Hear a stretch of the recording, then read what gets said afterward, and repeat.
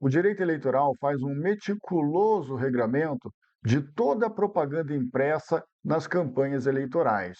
Você sabe quantas vezes é possível veicular uma propaganda paga nos jornais e revistas? Sabe qual o tamanho que ela pode ter? Que requisitos ela deve ostentar? Quanto aos famosos santinhos, volantes e demais impressos que os candidatos normalmente distribuem nas ruas aos seus eleitores, você sabe que requisitos deve necessariamente constar daqueles impressos para que eles não sejam considerados irregulares? E caso não conste, que efeitos isso pode ter em uma campanha eleitoral, na prestação de contas, na regularidade da propaganda? A nossa aula de hoje é justamente sobre esse tema, a propaganda eleitoral impressa.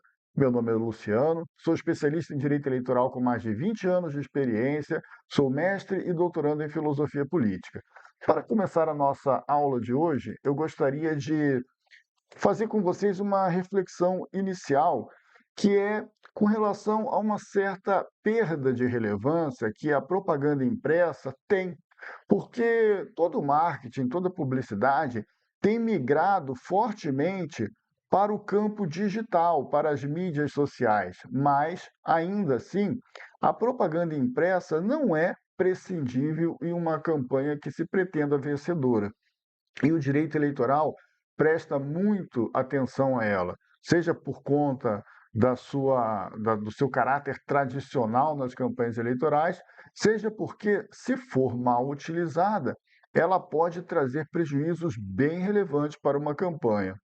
Então, para a gente começar a tratar desse regramento, é interessante indicar aonde ele está inserido, onde ele foi positivado. Tudo sobre a propaganda impressa que você precisa saber está ou na Lei 9.504, ou na Resolução 23.610 de 2019 do TSE, ou no artigo 243 do Código Eleitoral. A propaganda impressa, ela tenta equilibrar dois princípios aplicáveis à propaganda eleitoral que nós já trabalhamos lá nas aulas iniciais, né? O princípio da liberdade de expressão com a necessidade de fiscalização da origem e do destino dos recursos, ou seja, o princípio da probidade eleitoral, da paridade de armas, o princípio da isonomia entre candidatos, porque quando eu fiscalizo a origem e o destino dos recursos, eu sei que não está havendo abuso de poder econômico, por exemplo, ou utilização de recursos de origem não identificada.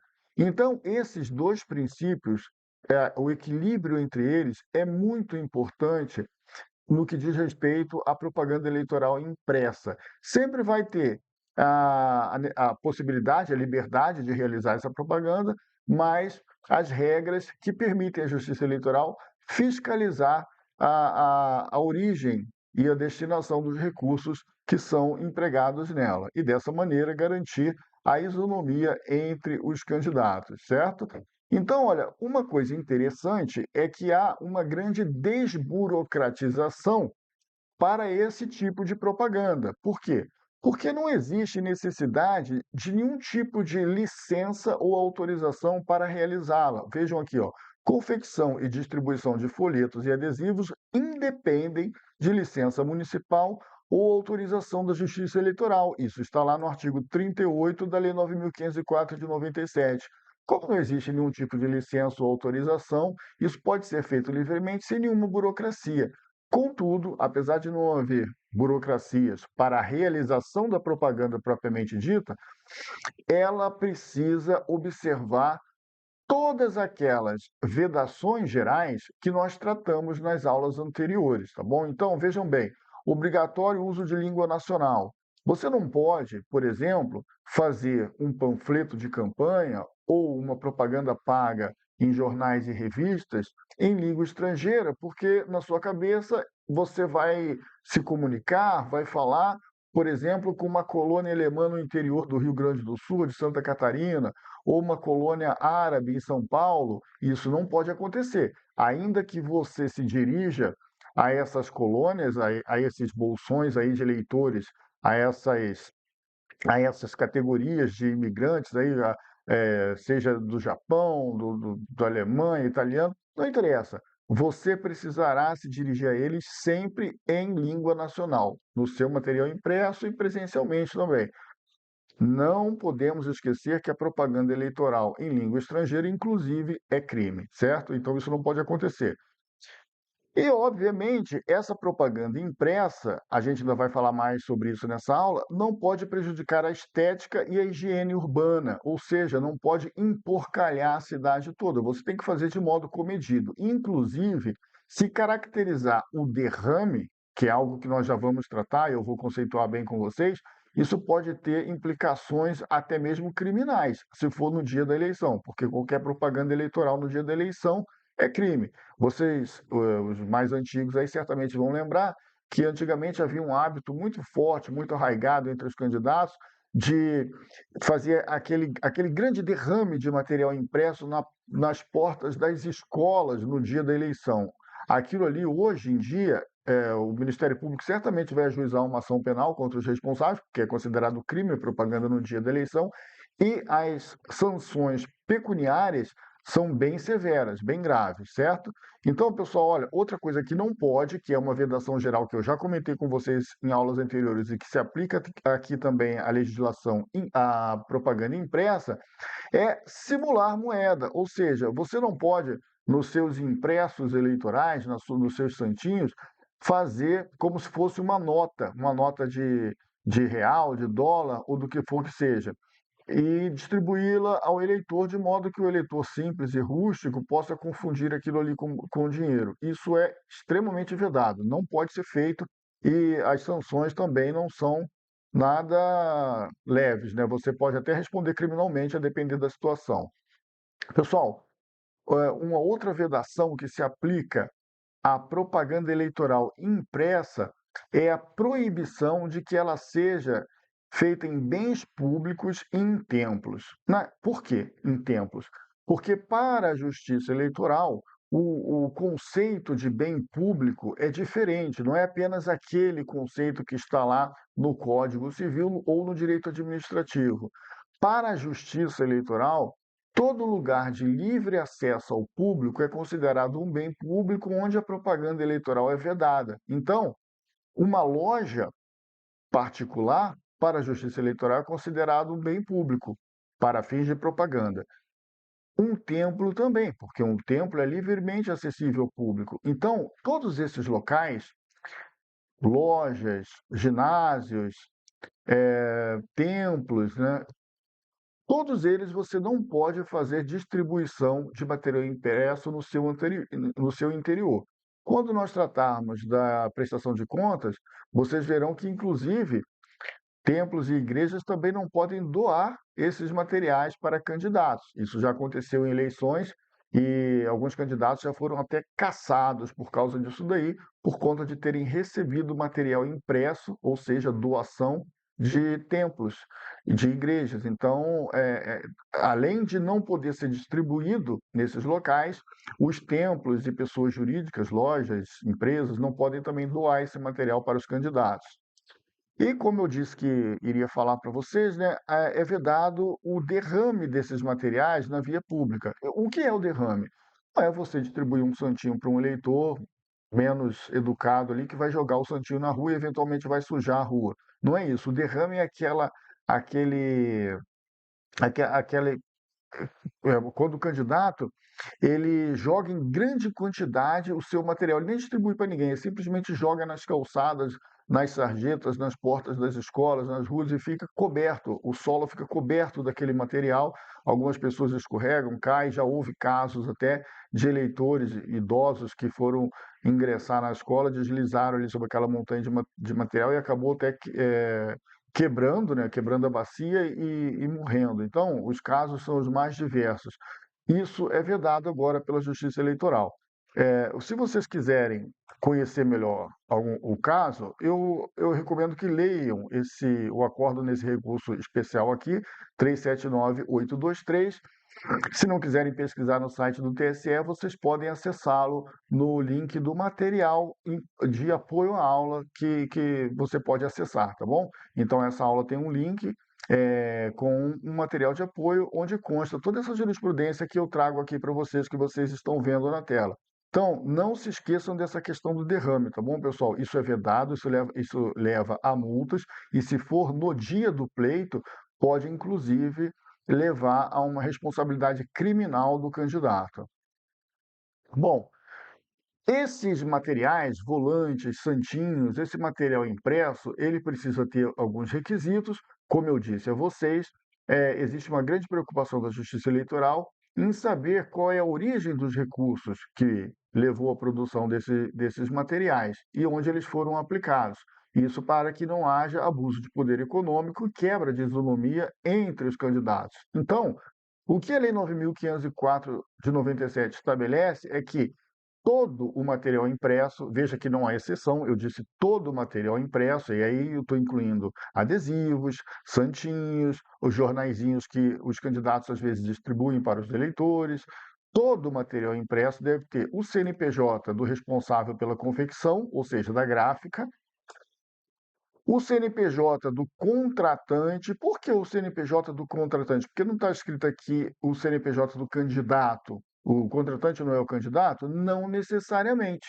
O candidato pode ter recebido esses panfletos, esse material impresso, em doação, por exemplo, do seu partido, ou de um outro doador qualquer, ou até de uma própria gráfica que apoia o candidato, pode ter feito a doação. Então, é o CNPJ do contratante, de quem contratou com a gráfica. Eventualmente será o próprio candidato, pode ser que não seja também, né? Na maioria das vezes pode ser que não seja também. E a tiragem. Então veja, se você sabe aonde foi gasto o dinheiro, porque tem o CNPJ da gráfica, né? Então você sabe aonde foi gasto o dinheiro. Está aqui. Você sabe quem gastou o dinheiro e você sabe qual foi a quantidade, você tem como fazer um acompanhamento da origem e da destinação dos recursos, para saber se isso foi corretamente realizado. Por exemplo, não adianta o sujeito dizer que gastou R$ 20.000 de panfletos, aí quando você vai ver a tiragem, falar 200 panfletos. É óbvio que isso é uma lavagem de dinheiro, né? O sujeito pagou para a gráfica e não recebeu o material, né? Então, alguma coisa muito errada está acontecendo aí, certamente será avaliado na prestação de contas. Então, a ausência dessas informações pode gerar o quê? Multa por propaganda irregular e, a depender do caso, AIGE. AIGE é a Ação de Investigação Judicial Eleitoral por abuso de poder econômico. E, a depender da situação, reprovação da prestação de contas, né? E, a depender da situação, aplicação do artigo 30A da Lei 9.504 de 97, que é aquele artigo que veda a captação ou a aplicação ilícita de recursos e que pode levar à cassação do registro ou do diploma, a depender do momento que isso ocorrer. Então, esses requisitos são obrigatórios, são importantes, são relevantes e, caso eles simplesmente sejam esquecidos pelo candidato, sejam desprezados pelo candidato, há toda essa gama de impactos que ele pode trazer para a campanha, de acordo com o direito eleitoral. Ele pode gerar uma simples multa, ele pode gerar uma ação de investigação judicial eleitoral, ele pode gerar uma reprovação das contas com a aplicação do artigo 30A, não é? Então tudo vai depender do caso concreto, mas as possibilidades são esses os pontos que os candidatos, os gestores de campanha, os contadores, o pessoal que trabalha no marketing das campanhas deve ficar atento para não cometer esses erros, digamos assim, primários, né? Uma outra questão que agora mais recente, né, que é obrigatório agora, essa inclusive é a primeira eleição que isso se tornou obrigatório, é a acessibilidade, o material em braille, né? Então, parte do material impresso, que faz parte do marketing dos candidatos, da propaganda eleitoral dos candidatos, deve ser em braille. Vamos ler aqui, olha. Obrigatoriedade. Obrigatório para folhetos e volantes em eleições majoritárias. Folhetos e volantes. O que são isso? Que é o panfletinho, o santinho, né? Tem que ter parte deles em braille, apenas para os cargos do Poder Executivo e senadores, ou seja, os cargos de eleição majoritária, certo? Então vamos lá, pessoal, devagar. Cargos para eleições majoritárias, ou seja, Executivo e senadores. o material impresso, folhetos e volantes, precisa uma parte dele ser impressa em braille, tá bom? Produção segue proporção escalonada baseada no percentual oficial do TSE de eleitores com deficiência visual na circunscrição. Aí você, poxa, mas como eu vou saber qual é a porcentagem de eleitores com deficiência visual na minha circunscrição? Eu sou candidato, por exemplo, a deputado estadual no estado de São Paulo. Bom, então a sua circunscrição eleitoral, o local onde você vai concorrer, é o estado de São Paulo. Se você é candidato a prefeito, aliás, deputado estadual não vai precisar fazer em braille. Se o candidato a governador, são apenas os cargos do executivo e os cargos majoritários, né? Executivo e senador. Então, sou candidato a senador pelo estado de São Paulo, sou candidato a governador pelo estado de São Paulo, sou candidato a prefeito de um município. Como eu vou saber a proporção de deficientes com deficiências visuais no meu estado ou no meu município, se eu for candidato a prefeito? Isso daí é divulgado até o dia 20 de julho de cada ano no site do TSE. Então eu vou fazer aqui com vocês, deixa eu colocar aqui, olha aqui, vocês estão vendo já aí, né? Eu vou fazer a pesquisa aqui junto com vocês, ó. É fácil de achar. Você vai aqui, por exemplo, no Google e coloca aqui, vamos colocar aqui, eleitores com deficiência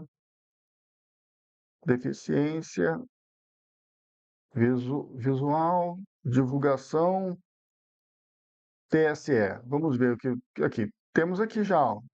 Olha aqui, veja que não é nada complexo, não é nada difícil, todo mundo tem condições de atender essa obrigação legal de modo muito facilitado. Aí você está concorrendo, por exemplo, aqui no estado de São Paulo, você tem aqui, ó, 0,16% dos eleitores tem lá registro de deficiência visual. Isso quer dizer que 0,16% do seu material impresso precisará ser em braille se você estiver concorrendo para os cargos do Poder Executivo ou cargo de senador, que são as eleições majoritárias. Então, não é difícil nem de cumprir a regra, nem de entendê-la.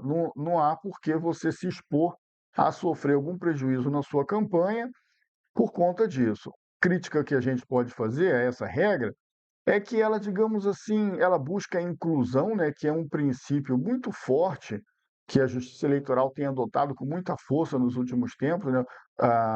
Uma democracia inclusiva, onde todos tenham iguais condições de exercer a sua cidadania, mas pelo menos nesse primeiro momento, ela meio que foi apenas parcial, né? A lei exclui candidaturas proporcionais, obviamente devido aos custos operacionais, e aí ela acaba privando o eleitor cego de acesso autônomo às propostas legislativas. Então, ele não vai ter um acesso autônomo, ele vai precisar de auxílio para essas propostas legislativas, já que os cargos de deputado estadual, deputado federal, deputado distrital, vereadores, eles não precisam ter o seu material impresso, os candidatos a esses cargos não precisam ter o seu material impresso em braille em nenhuma proporção. Obviamente, não estão proibidos de fazê-lo.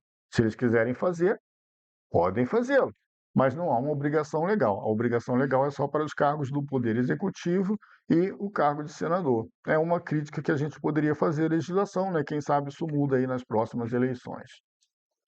Ainda com relação ao material impresso, nós temos aqui um probleminha que é preciso esclarecer melhor para todo mundo, né? Por quê? Quando você vai lá no artigo 37, parágrafo 2º, inciso 2 da Lei Eleitoral, vamos aqui, ó, artigo 37, parágrafo 2º, vejam bem, vejam aqui comigo, artigo 37, parágrafo 2º, inciso 2. Ele diz o seguinte, ó, vamos ler aqui o caput, olha. O caput trata, ó, nos bens cujo uso dependa de cessão ou permissão do poder público ou que a ele pertençam, e nos bens de uso comum, inclusive postes de iluminação pública, sinalização de tráfego, viadutos, passarelas, pontes, paradas de ônibus e outros equipamentos urbanos, é vedada a veiculação de propaganda de qualquer natureza, inclusive pichação, inscrição a tinta e exposição de placas, estandartes, faixas, cavaletes, bonecos e assemelhados. A gente ainda vai tratar desses temas, todos eles são temas de próximas aulas, Mas esse parágrafo segundo ele se insere nesse contexto aqui, está dizendo a propaganda que é proibida no espaço público. E aí, ele cria aqui, ó, no inciso, no parágrafo segundo ele diz o seguinte: não é permitida a veiculação de material de propaganda eleitoral em bens públicos ou particulares. Então, não é permitida em bens públicos ou particulares, exceto de, aí fala aqui, adesivo plástico em automóveis, caminhões, bicicletas, motocicletas e janelas residenciais, desde que não exceda meio metro quadrado. Então, de acordo com esse parágrafo 2º, inciso 2 do artigo 37, você pode, por exemplo, colocar um adesivo plástico na sua janela de até meio metro quadrado, certo? É o que está autorizado aqui expressamente, como eu estou destacando para vocês. Só que quando você desce aqui, logo um pouquinho abaixo, o artigo 38, parágrafo 3º, diz o quê? Vejam que esse 37, parágrafo 2º, ele foi inserido na Lei 9.504 de 97 em 2017, pela Lei 13.488. Quando você vai aqui no 38, parágrafo 2º, que é um pouquinho mais antigo, de 2009, diz o quê? Foi inserido na Lei 9.504 de 97, por uma lei mais recente, né? Então vamos aqui, 38, aqui, parágrafo 3º. Os adesivos de que trata o caput deste artigo poderão ter a dimensão máxima de 50 centímetros por 40 centímetros. Ou seja, a gente fica com essa situação aqui, ó. Deixa eu pegar aqui para vocês. A gente fica com essa situação aqui. Eu tenho o artigo 37, parágrafo 2º, permitido adesivos de até meio metro quadrado, adesivo plástico, e eu tenho o artigo 38, parágrafo 3º, dizendo que o adesivo só pode ter, no máximo, 50 por 40 centímetros, o que levaria a 0,2 metros quadrados, ou seja, menos da metade desse meio metro quadrado. E isso está na mesma lei, na Lei 9.504 de 97. Né? Então, há uma aparente contradição. Aliás, uma aparente contradição não, uma contradição real. Como que o, o candidato ou a pessoa que estiver operando o seu marketing eleitoral deve se comportar? Bom, essa contradição foi notada pela regulamentação da propaganda eleitoral. Então, a resolução TSE 23.610 de 2019, que é quem regulamenta a propaganda eleitoral, ela estabeleceu um limite único. Olha aqui, qual é o limite único? Meio metro quadrado. Está lá na resolução 23.610, no artigo 20, parágrafo 3º, e 21, parágrafo 2º. Tá bom? Então, você pode usar o meio metro quadrado, seja no veículo, seja na janela. O adesivo pode ter meio metro quadrado, esqueçam aqueles 50 centímetros por 40. A resolução não trata dele, tá certo? Espero que tenha ficado claro isso daí. E existe uma exceção para esse adesivo de meio metro quadrado. Os adesivos microperfurados, são os adesivos microperfurados que o candidato, ou que, aliás, que o eleitor pode colocar na janela, no para-brisas traseiro do carro, no para-brisa traseiro do carro. Então, se o para-brisa tiver mais de meio metro quadrado, ainda assim é permitido cobrir todo o para-brisa traseiro com esses adesivos microperfurados, ainda que aquele para-brisa traseiro tenha mais de meio metro quadrado. Isso não será considerado uma infração, tá bom? É a exceção. O candidato tem que tomar cuidado apenas com o seguinte: o adesivo pode ter até meio metro quadrado. Só que se você colocar ele, digamos assim, justaposto, né? Justaposto é o quê? Um do lado do outro, né? Fizer uma justaposição de adesivos, como você está vendo aqui, ó, colocar um do lado do outro, os dois juntos é que vão determinar a área e não ele isoladamente, porque cria um impacto visual maior. Então, não adianta aquela esperteza de fazer vários adesivos de meio metro quadrado e colocar um do lado do outro, por exemplo, numa janela, num janelão do lado de uma casa, para criar tipo um efeito de outdoor. Isso daí vai ser considerado um outdoor e o candidato vai ser multado, né, se for considerado um outdoor, porque a propaganda em bem particular apenas, a que não é considerada outdoor, ela não enseja multa, ela enseja apenas a ordem para retirada e, caso de descumprimento da ordem, eventual crime de desobediência, como nós já comentamos em aulas anteriores. Então, evitem essa prática, que infelizmente é bem comum, de fazer o adesivo no tamanho máximo e colocar um ao lado do outro. Agora, se você fizer um adesivo pequenininho, colocar ali um do lado do outro, de modo que não crie um impacto visual maior que meio metro quadrado, aí tudo bem. Mas se passar desse meio metro quadrado com a justa posição, justapostos, então você estará incidido numa propaganda eleitoral irregular. Os carros podem também receber esses adesivos, mas como que você vai fazer? Bom, se você não pode colocar adesivos justapostos, então em cada lado do carro você só pode colocar um adesivo, porque se você colocar dois, vai causar o efeito outdoor. Você vai passar do meio metro quadrado. Então coloque um do lado, um do outro, talvez um no capô, mas não faça a plotagem do carro inteiro ou coloque dois adesivos, um do lado do outro, para não criar o impacto visual maior do que o meio metro quadrado permitido. Espero que esteja claro. Se tiver ficado alguma dúvida, pode deixar aí nos comentários, tá bom? Então, sobre a propaganda impressa, essa que você distribui, os folhetos, os panfletos, eu deixei aqui uma espécie de checklist. Quais são as principais providências que você tem que observar na produção e distribuição desse tipo de propaganda? O material contém o CNPJ ou CPF da gráfica, do contratante e a tiragem. Isso é obrigatório, como eu já disse. Se for adesivo, eles respeitam o limite rigoroso de meio metro quadrado, você orientou o pessoal que trabalha na sua campanha a, quando for distribuí-los, avisar quem for utilizá-los, por exemplo, na janela da sua casa, onde for que seja, que não coloquem esses adesivos justapostos para que não aumente o impacto visual. A campanha garantiu a cota em braille, se for uma campanha para cargo do Poder Executivo ou para senador, que são as eleições majoritárias, ela garantiu que foi impressa lá uma cota em braille de acordo com aquela proporção de eleitores com deficiência visual que é divulgada pelo TSE no seu site até o dia 20 de julho do ano da eleição e que você pode consultar muito facilmente, como eu demonstrei aqui na aula. Isso pode ser comprovado por você se houver uma fiscalização, você tem a nota fiscal de que emitiu uma quantidade em braille, está tudo certinho?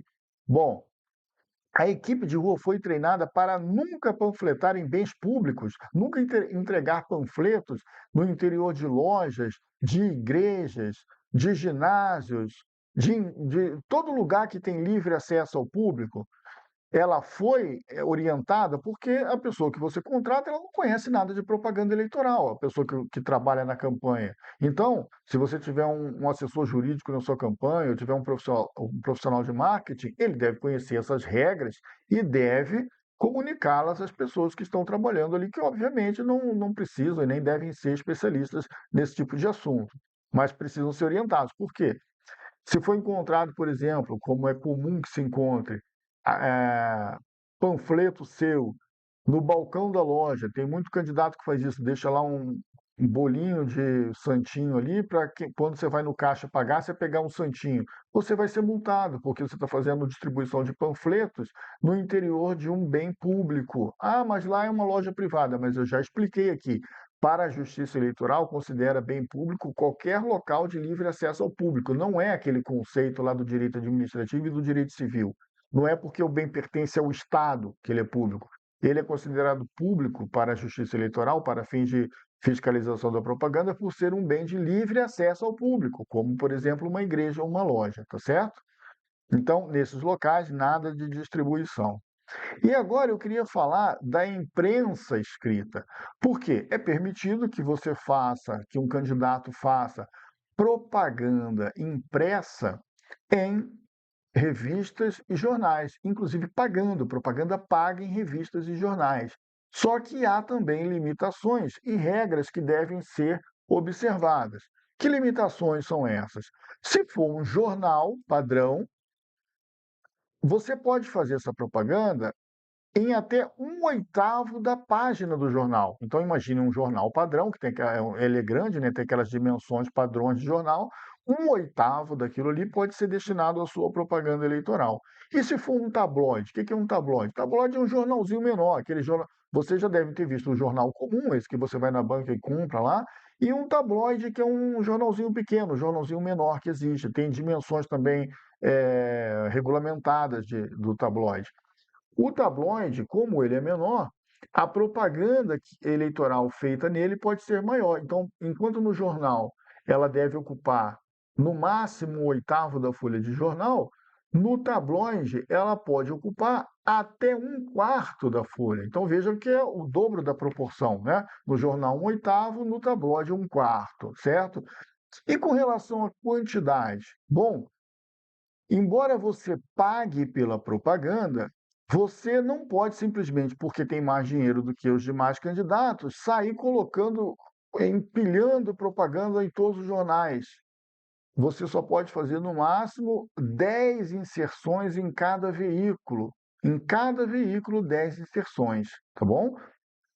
Ah, mas e eu tenho direito de fazer 1/8 do jornal? E se eu fizer apenas ao invés de fazer 1/8, eu faço 1/16, a metade. Eu posso, então, ao invés de publicar 10 inserções naquele jornal, publicar 20, já que cada inserção minha tinha apenas a metade do tamanho máximo? Não, não importa. 1/8 é o tamanho máximo que você dispõe. Se você usar um tamanho menor, vai contar a inserção também. Então, são 10 inserções em cada veículo, obedecendo esses limites: 1/8 para jornal, 1/4 para tabloide. Se você fizer inserções de tamanho inferior, você não fica, digamos assim, com um crédito para fazer mais inserções. Você tem direito a 1/4 no tabloide, fez 1/8, contou uma inserção. Tem direito a 1/8 no jornal, fez 1/16, contou uma inserção também, você já pagou, tá bom? Então vejam bem, ó, sem crédito, usar um espaço menor, que o limite não permite veicular mais de 10 anúncios. O limite numérico é absoluto. E uma coisa interessante é o prazo final, porque embora o candidato tenha a possibilidade de fazer essa propaganda paga em jornais e revistas, ele não pode fazer a qualquer tempo, porque se fosse assim, na véspera da eleição, os jornais não iam ter mais nada, ia ser só propaganda paga de candidato. O limite é a antevéspera, ou seja, a sexta-feira anterior ao domingo da eleição. Tá? Então guardem isso daí. O último dia que você pode, que é possível fazer uma propaganda paga em jornais e revistas é a sexta-feira anterior à eleição, que é domingo. Portanto, na antevéspera. Na antevéspera é o último dia. Bom, hum, requisitos que devem estar presentes nessas propagandas feitas em jornais, revistas e tabloides. Além do tamanho, 1/8 para jornais e 1/4 para revistas e tabloides, você tem que colocar, isso é importante, isso é muito importante, você tem que colocar na sua propaganda o valor pago pela inserção. Deve constar lá. Por quê? Porque assim a Justiça Eleitoral consegue fiscalizar se houve abuso de poder econômico. Então vejam aqui, ó, o valor pago pela inserção deve constar de forma visível no anúncio. Não é você colocar aquela letrinha miudinha que não dá nem para enxergar, você tem que colocar lá de forma visível. A ausência pune diretamente o beneficiário. Então, não esqueçam desse fato, colocar o valor que foi pago na, na sua propaganda lá nos jornais e revistas e tabloides. E quanto à reprodução? Porque hoje em dia, jornais, revistas e tabloides, mesmo aqueles que são físicos, eles circulam também na internet.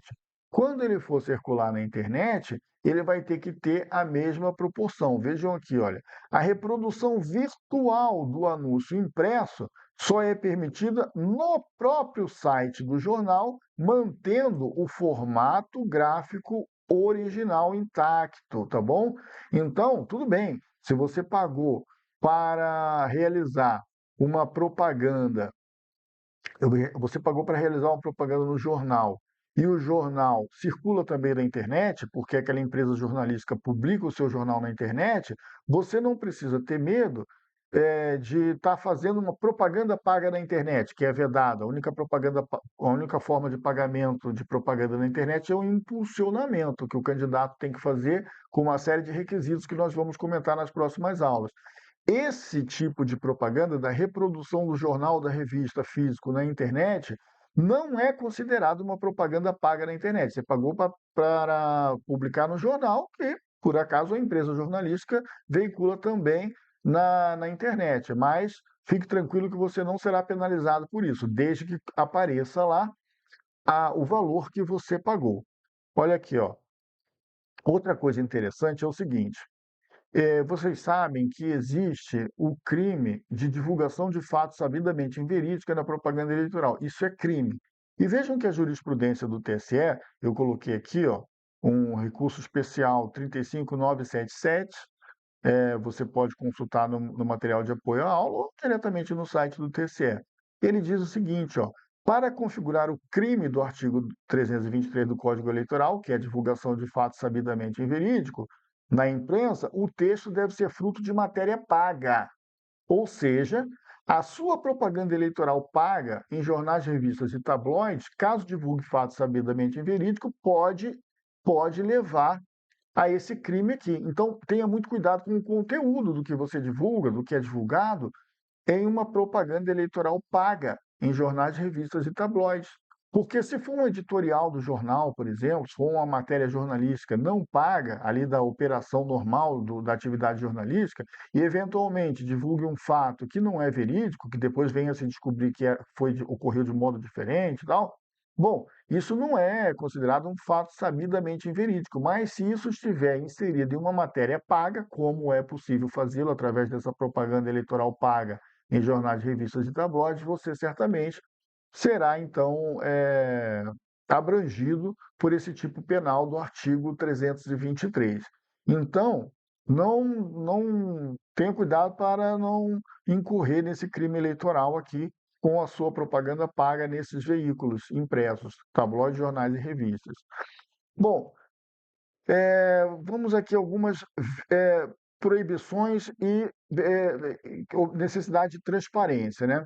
Primeiro, vedada a propaganda intrapartidária dessa maneira. Essa propaganda nos jornais, revistas e tabloides somente se aplica à propaganda eleitoral. Lá na primeira aula, eu disse qual é a diferença de propaganda eleitoral, propaganda partidária e propaganda política. A propaganda partidária, que inclui a propaganda intrapartidária, não pode ser veiculada em jornais, revistas e tabloides. Então, se você vai fazer uma campanha para ser escolhido em convenção e vai fazer aquela propaganda intrapartidária, que é autorizada pela lei, não faça essa propaganda em jornais, revistas e tabloides, essa propaganda paga em jornais, revistas e tabloides. Isso é vedado. A opinião favorável não paga não é propaganda eleitoral. Então, digamos que alguém seja entrevistado por um jornal, revista e tabloide e apresente lá uma opinião favorável a determinado candidato, desfavorável a outro. Isso não é considerado uma propaganda eleitoral realizada por essa pessoa que foi entrevistada. Agora, isso é passível de ser investigado sob o aspecto do abuso dos meios de comunicação. Então, tudo bem, é perfeitamente possível que o veículo de comunicação faça uma entrevista, alguém manifeste uma opinião favorável a um candidato, desfavorável a outro. Agora, se o veículo a todo momento, de forma desigual, de forma não isonômica, começa a veicular entrevistas com pessoas que sempre detratam um determinado candidato e fazem apologia a outro. Isso pode ser considerado um abuso dos meios de comunicação a ser combatido com uma ação de investigação judicial eleitoral. Então, o caso isolado não configura uma propaganda, aí, dependendo da quantidade, das circunstâncias, pode configurar um abuso de poder econômico. E, como eu já disse, o crime de divulgação de fatos sabidamente inverídicos exige que a matéria seja paga, portanto, tenha muito cuidado com o que você vai divulgar nessa matéria paga em jornais, tabloides e revistas. Uma coisa interessante é que a responsabilização é objetiva. O que eu estou querendo dizer aqui? Se você não cumprir esses requisitos, como, por exemplo, o tamanho máximo da propaganda ou a divulgação do valor da propaganda, não adianta você alegar que estava de boa fé, que esqueceu, que o jornal que não colocou. Você tem que fiscalizar a sua propaganda. Lembre-se que a sua propaganda ocorre sob sua responsabilidade e responsabilidade do partido, né? Quem viu as aulas sobre a responsabilização da propaganda eleitoral já entendeu isso daí. Então, a responsabilidade é sua. Não adianta você alegar boa-fé. Você vai ser punido objetivamente. O fato ocorreu, você recebe a punição. Vejam aqui, ó.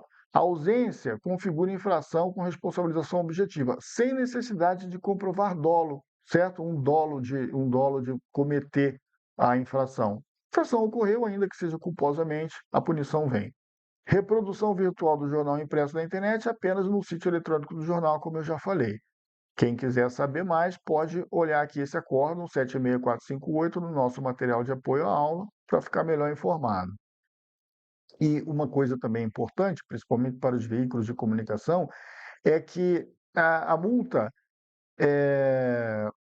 pode ser, olha aqui, a multa pode ser imposta ao candidato beneficiado, mesmo que não tenha sido responsável direto pela veiculação irregular, é o que eu falei aqui, olha, da responsabilização objetiva. E olha aqui, ó, multa de 1.000 a 10.000 reais, ou o valor da divulgação ser superior, aplicável a veículos e beneficiários. Então, se você é dono de veículo de meio de comunicação, lembre-se que essa propaganda irregular, sem os requisitos legais, ela pode gerar multa também para o jornal, também para a revista, também para o tabloide. Então, o beneficiário da propaganda recebe a multa e o veículo que divulgou a propaganda irregular também recebe a multa, tá? Os dois são multados, isso aí está na lei. Então, eu criei aqui tipo esse potenciômetro aqui, né? A multa pode ir de 1.000 a 10.000 reais por infração ou o valor da divulgação. Digamos que a multa vai só até 10.000 reais, mas o cara pagou lá 50.000 reais pela divulgação. Bom, essa divulgação então será multada em 50.000 reais. É o que for maior, tá bom? A multa aplica-se tanto aos responsáveis pelos veículos quanto aos candidatos beneficiados, já falei. Pune anúncios pagos diretamente ou oriundos de doação indireta. Então, mesmo as doações indiretas, doações que você recebeu, alguém pagou esse anúncio para você num jornal, numa revista, se for irregular, você estará sujeito a multa, assim como o veículo de comunicação. E o candidato responde objetivamente, alegar desconhecimento da contratação não afasta a multa. Então, vejam que é algo que merece muita atenção. Para a gente terminar aqui a aula, eu queria só resumir alguns pontos chaves aqui, né? O equilíbrio das liberdades de, ou seja, você não precisa de nenhum tipo de licença, autorização, mas com os limites que eu já comentei aqui. A identificação obrigatória de quem faz, de quem encomenda a propaganda impressa e de quem a produz, ou seja, da gráfica e do contratante.